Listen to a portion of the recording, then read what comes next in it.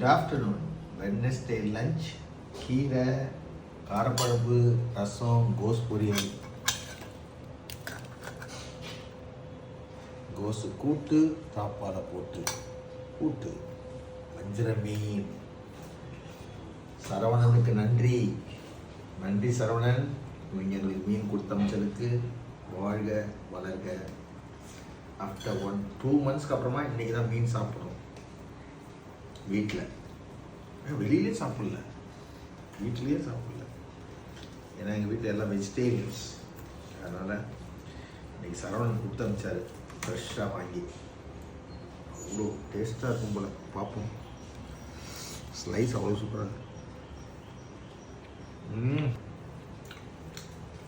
செம்ம டேஸ்ட்டு. அது ஃபிஷ்ஷு அல்டிமேட்டாக இருக்கும்.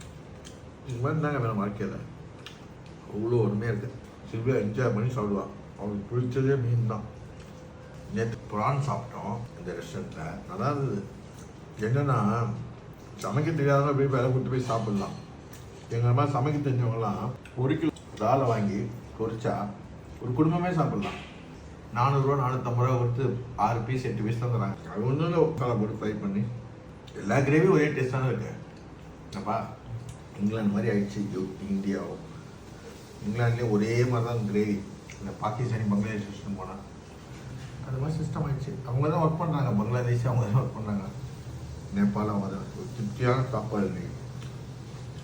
Thanks to Saravanan family and Silvia for making this any for this vegetarian. God bless everyone. God bless you. சாப்பிடுங்க, சந்தோஷமாக இருங்க. வாழ்க்கை வாழ்வதுக்கு ஈகோ இல்லாமல் எதையுமே எடுக்க முடியாது. ஈகோன்றது ஒன்றுத்துக்கும் பிரயோஜனம் இல்லாது. அது எல்லாமே ஜாலியாக சந்தோஷமாக. ஹாப்பியஸ்ட் டே.